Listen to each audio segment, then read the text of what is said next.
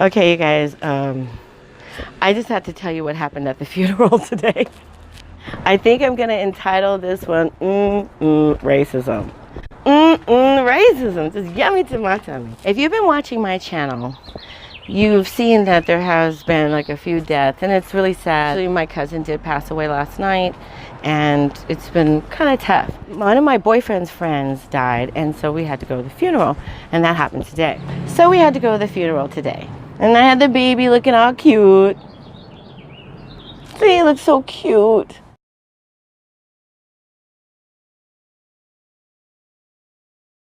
And everything was good. You know, I'm dressed. I'm going to a funeral. I'm in funeral attire and doing my thing. Matt's there. Now, again, this is one of Matt's friends. I guess what I'm trying to say is the event was Caucasian, which is cool. You know what I mean? I've been in mixed groups. I've been in all, mostly white people. It's not a problem. It wasn't an issue. It was a big church and all this stuff. It was nice and everything. It was going to be great. Now, the friend was extremely sweet. He had a lot of problems with depression and anxiety, alcohol problems and drug problems. And even at the end, he really wasn't doing any drugs. It was the prescription drugs that were really hard on his body. He never really find the right combination, and just all the years of wear and tear really wore and tore. So he went down and he died, and it was really, really sad. I say this to say, if you need any help with anything, please seek it, because emotions are real and you need to respect them. They will manifest themselves into physical ailments and problems, and you really need help with solutions. So this guy lost the battle, and it was tough.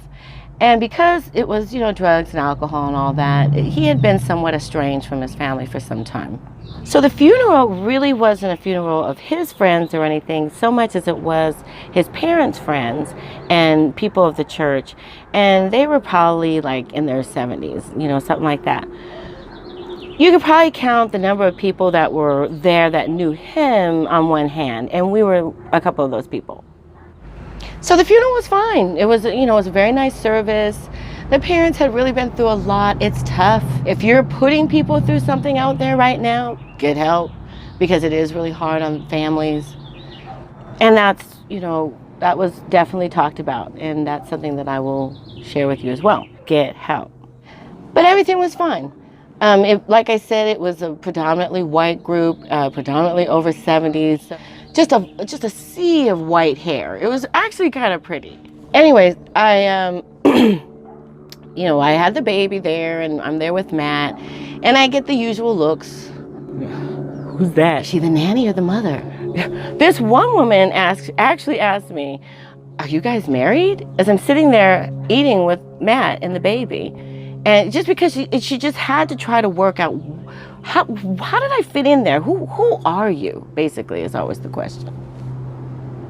But let me get back to what's really the funny part. So we get to the part where, it's time, to eat, and there's a buffet. Went to the restroom. I got myself together. I changed the baby. There's all kinds of stuff. And then we found a table and sat down. So I decided to go to the buffet, because that's what I do. Don't play with me in a buffet. I likes to eat. So I go to the buffet, and and I'm at the front of the buffet. I'm getting ready to serve myself. I tell Matt I'm going. He's like, "Get me some stuff." I'm like, "Sure, no problem." So I'm at the front of the buffet, and you gotta imagine I'm at the front of the buffet, okay? And then the head of the table, and then if you walk around the corner, that's when you start going around the corner, around the table. So it's me, it's a pile of plates, and then the rest of the buffet. I'm looking down like, croissant sandwiches. Oh, is that salmon? Just doing the usual. I pick up my plate. I'm getting ready to eat. I go and reach for a fork. Just as I'm reaching, this white woman next to me over around the corner snatches the plate out of my hand. Do you hear me? And she just snatched the plate out of my hand. And she snatches the plate. And then she just goes back to talking to the woman that she was talking to that's with her in the line. And I'm just standing there, right? So I'm trying to work this out, okay? I'm like, all right, did she just take that plate out of my hand? Are we about to go to blows? Is it going down? No, seriously, what's about to happen? Because I don't really understand. Okay, so we understand. This is where my mind is going. Well, I let it go. You know, okay, you know what? There is still a buffet. You ain't messing me up out of no buffet. You know, you're stupid, but you know, you're not gonna mess me up out of a buffet. You know, I'm ready to just let it go and keep it pushing. I reached down to get another plate because, like I said, a bitch is about to eat. Pick it up and I get ready to get, you know, I'm in the line still. And nothing has changed in my life. All of a sudden, she looks up. And as if for the very first time, she looked at me. Like she saw me. And it was like I could just hear all the things going on in her head. There was just no room in her mind for the fact that I was a guest just like her. And she just realized that she just snatched this plate out of a person's hand. She saw that black hand with a plate and immediately assumed I was there to serve. Like, there was no way in the world. I was just a guest, just like everybody else, mourning the same person. I guess what I'm trying to say is, in her world, the only black people that are in it are maybe the few that she knows, and I was definitely not one of them, and the ones that are there to serve her. There is nobody else. That's right, Brooklyn. That's right. So I'm seeing this going on in her mind. Like, it's hitting her. It's hitting her. Mm-hmm. That's right. Mm-hmm. Yeah, keep going. Yes, yes, lady. And and then you, yeah, and I'm not, yeah, yes. There we go. There you are. There you are. I'm just like watching this happen. So at this point, now I feel it's kind of funny. It's like, I'm actually there in the exact moment that this white bitch is getting woke. Like, she is actually getting woke right in front of me. Like, she's like, wait a minute, what year is this? Hold up, can you vote? No, seriously, her mind is just reeling. Things are going on. She's jumping. She's like, okay, wait a minute, this woman is just like me. Wow. Wow. So just as she's about to possibly say something to me, I don't know where we're going to go from here. I don't know where she's thinking about going. I'm actually curious myself. I'm like, what you about to say? What you about to say? But before she could say anything, without missing a beat, I go, I'm sorry, did you need a napkin? I'm sorry. Here. And I mean, her face cracked. It was delicious. It was exquisite. Like Dave Chappelle says, I think it was Dave Chappelle, he's like, race is just, it's unbelievable. And so, of course, she's like, oh, no, thank you. Which led to the most uncomfortable buffet line.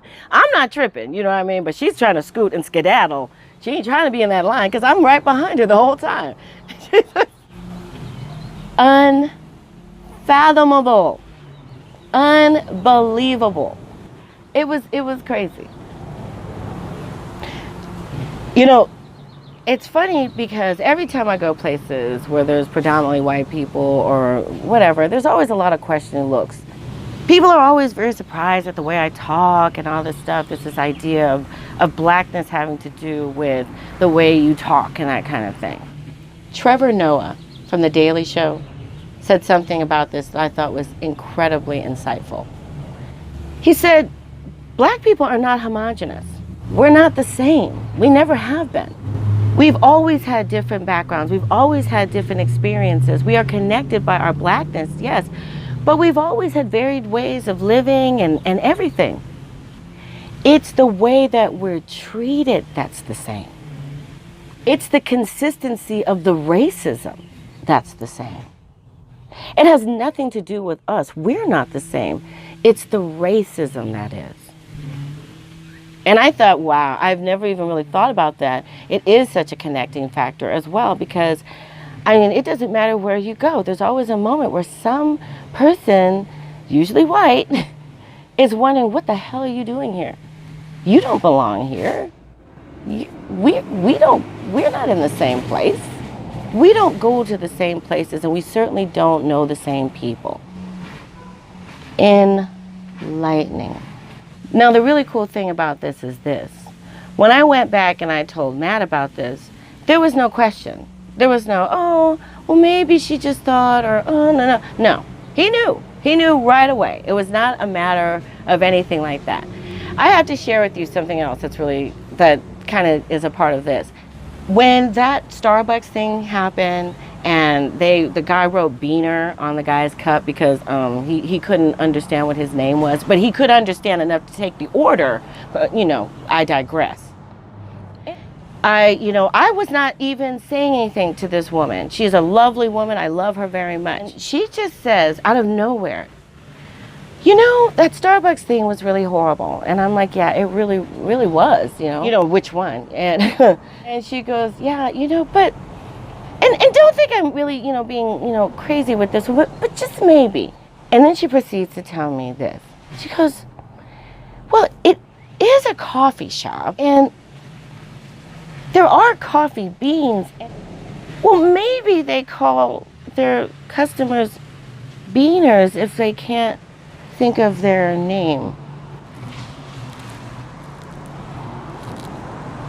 Okay? Now she's volunteering this explanation. I've never heard this. The guy who did it didn't even think enough to think of this. But she was so ready to make an excuse for the racist. She was so ready to jump to the defense when it was absolutely obvious what had happened. But she was so ready. And it just let me know, if that person had thought to give that lame excuse, there was a demographic of people sitting and just waiting for him to do it so that they could say, see, I told you it wasn't racism.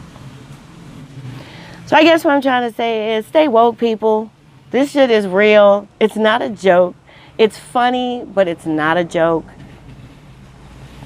I love everybody, but everybody needs to get handled when the time comes. And if you're just not getting it and you're completely out of pocket and you really don't understand what the problem is, then you really need to ask somebody. You know what? Put it in the comments and ask me. Be loving to yourself, loving to each other, but most of all, God.